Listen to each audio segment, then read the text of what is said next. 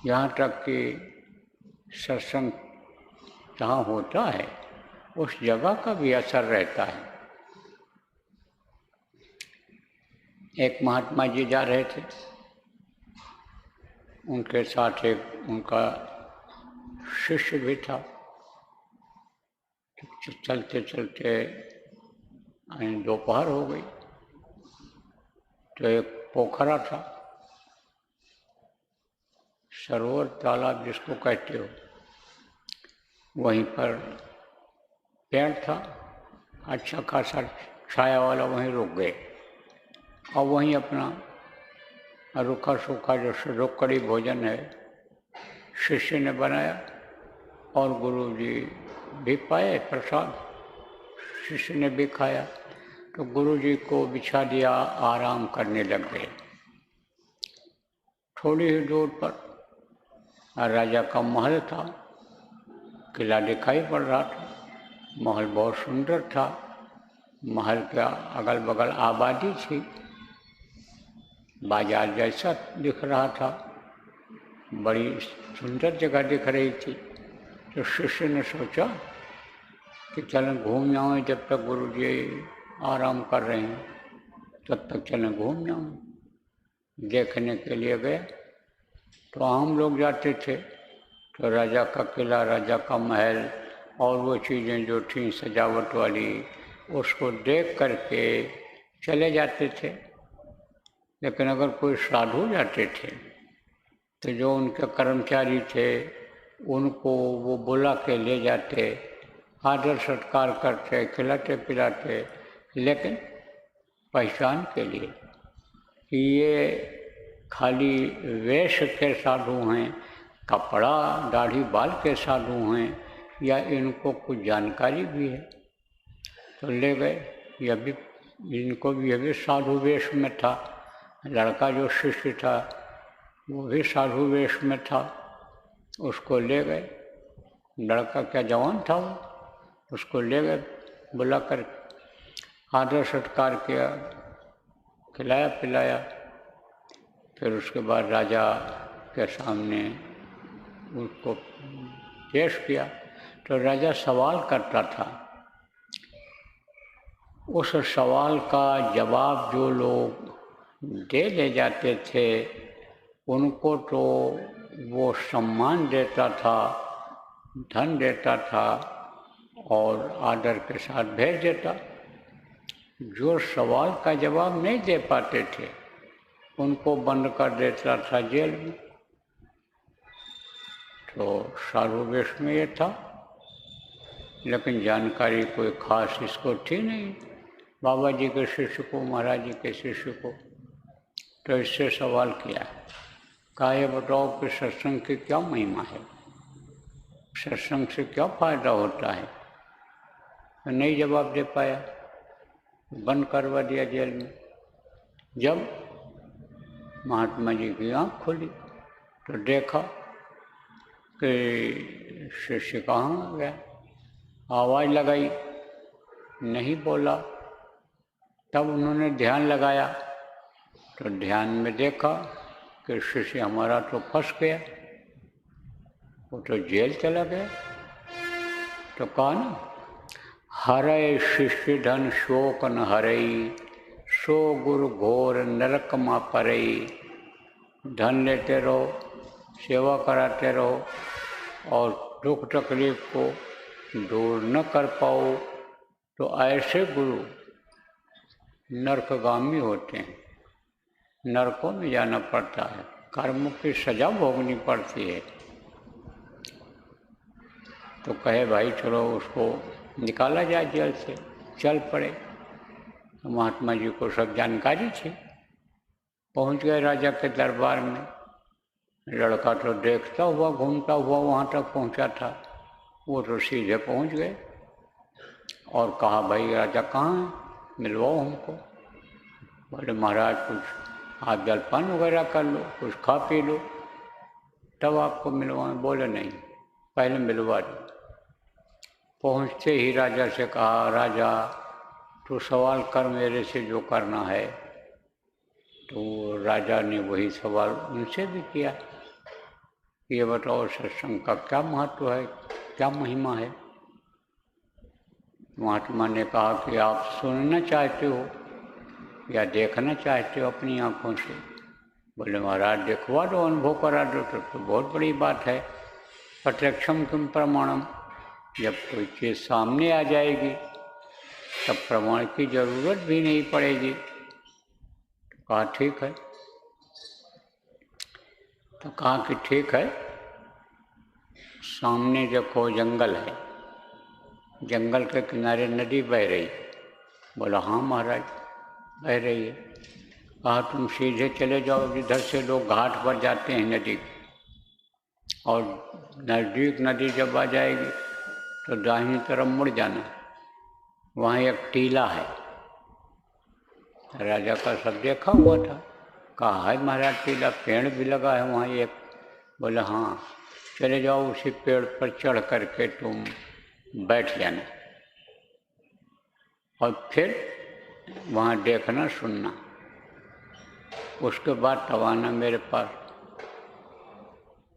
अगर तुमको उत्तर मिल जाए तो कोई बात नहीं, न उत्तर मिले तो तुम फिर आना पूछना हमसे। बोले ठीक है। राजा गया, बैठ गया पेड़ के ऊपर,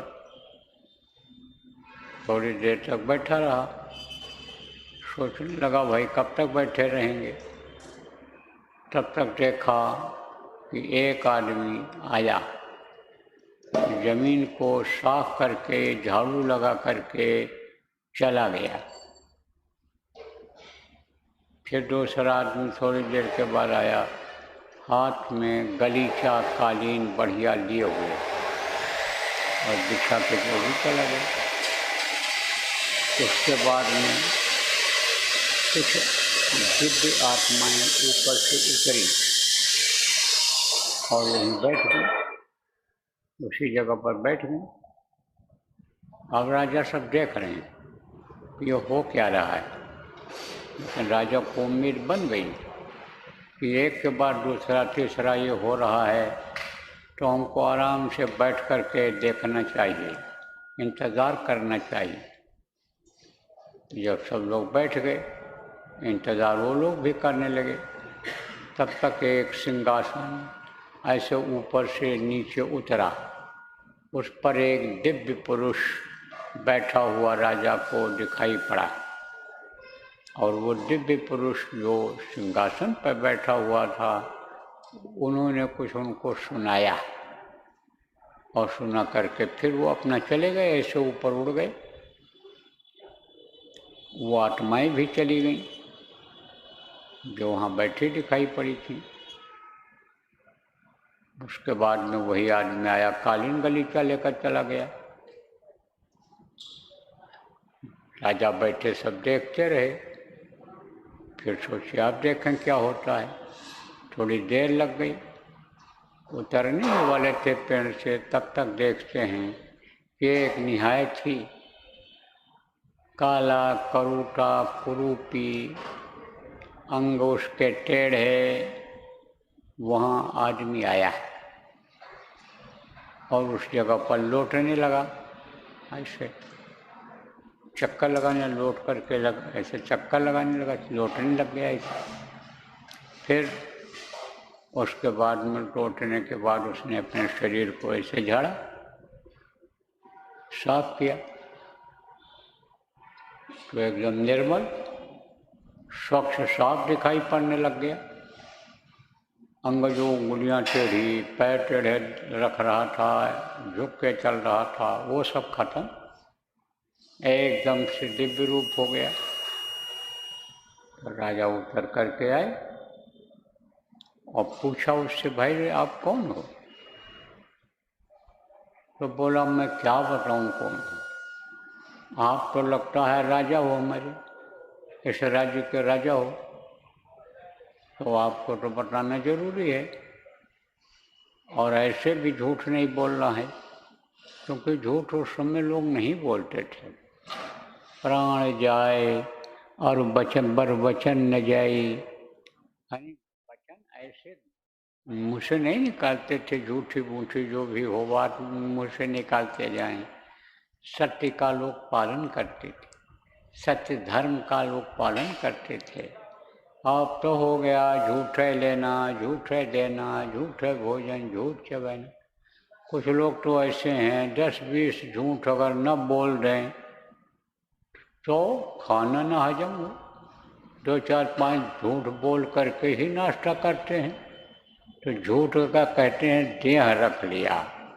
लेकिन पहले लोग झूठ बोलने से, पाप करने से डरते थे। अब तो इस समय भूल गए कि भगवान भी हैं, वो भी देखते हैं, उनसे कोई चीज़ नहीं छिपी हुई है। वो तो बैठ करके पूरा एकदम से लिखा पढ़ी करवा रहे हैं राम झरोखे बैठकर। सबका मुजरा ले जाकी जैसी चाकरी, वह को वैसा दे। भूल जाते हैं कि इसकी हमको सजा भी मिलेगी। तो उस आदमी ने कहा महाराज राजा साहब मैं पापी हूँ, मेरी आदत बन गई पाप करने। मैं कोशिश तो करता हूँ कि सत्संग के समय आ जाऊँ, लेकिन मेरे पाप कर्म मुझे नहीं आने देते हैं।